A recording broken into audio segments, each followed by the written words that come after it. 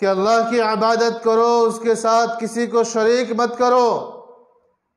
یہ اللہ کا سب سے بڑا ہم پر حق ہے، کیونکہ اس نے ہمیں پیدا کیا، وہی ہم کو کھلاتا پلاتا ہے، وہی ہماری زندگی اور موت کا مالک ہے۔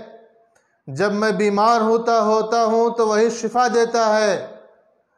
بیماری اور شفا اسی کے حکم سے ہے۔ وہ چاہے تو زہر پینے سے بھی آدمی نہیں مرتا، وہ نہ چاہے تو کچھ بھی نہیں ہوتا۔ اگر وہ چاہ لے تو آدمی مقوی غذا کھانے سے بھی مر جاتا ہے۔ تو اسی کے رحم و کرم پر ہم دنیا میں ہیں، تو لہٰذا اس کی عبادت کے علاوہ کسی اور کی عبادت کرنا یہ بہت بڑا جرم ہے، بہت بڑا ظلم ہے۔ یہ ایسا ظلم کہ جس کی معافی نہیں، اگر اسی حالت پہ موت آ گئی تو۔ اس لیے اس ظلم سے نجات حاصل کرنے کے لیے ضروری ہے کہ ہم اللہ کی ہی صرف عبادت کریں، اللہ ہی کو اپنا خالق اور مالک جانیں۔ وَبِالْوَالِدَيْنِ إِحْسَانًا،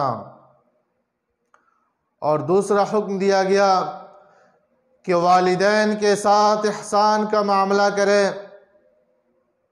والدین ہی ہمارے دنیا میں آنے کا ذریعہ بنے۔ اللہ تعالیٰ نے ان کے دل میں ہماری محبت ڈالی، جس کی وجہ سے انہوں نے ہماری پرورش کی۔ بچے ہر گاؤں، ہر شہر، ہر محلے میں ہوتے ہیں، لیکن ایک ماں باپ کو اپنے بچے سے جتنی محبت ہوتی ہے، اپنے بچے کی تکلیف کو دیکھ کر برداشت نہیں کر پاتا، وہ کیفیت دوسروں کے بچے کو دیکھ کر نہیں پیدا ہوتی، کیونکہ اللہ نے ان کے دل میں وہ کیفیت پیدا نہیں کی جو اپنے بچوں کے لیے بنائی ہے۔ اس لیے اللہ کے بعد،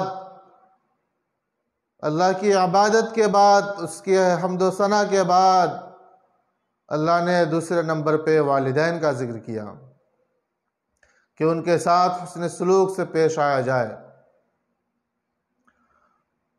اور تیسرا فرمایا وَبِذِي الْقُرْبَى، اور جو قریبی رشتہ دار ہیں ان کے بھی حقوق ہیں، ان کے حقوق ادا کیے جائے، ان کے ساتھ حسن سلوک کیا جائے، کسی قسم کی ان کو تکلیف نہ پہنچائے، ہمارا ایسا رویہ ہونا چاہیے۔ تو رشتے قریب کے ہو، بعید کے ہو، نزدیک کے ہو، دور کے ہو، ان تمام رشتوں کا نبھانا ہمارے لیے ضروری ہے۔ اسی طرح اللہ تعالیٰ نے دوسری آیت میں ارشاد فرمایا يَسْأَلُونَكَ مَاذَا يُنْفِقُونَ قُلْ مَا أَنفَقْتُم مِّنْ خَيْرٍ فَلِلْوَالِدَيْنِ وَالْأَقْرَبِينَ وَالْيَتَامَى وَالْمَسَاكِينِ، کہ آپ سب سوال کرتے ہیں کہ ہم کس پر خرچ کریں۔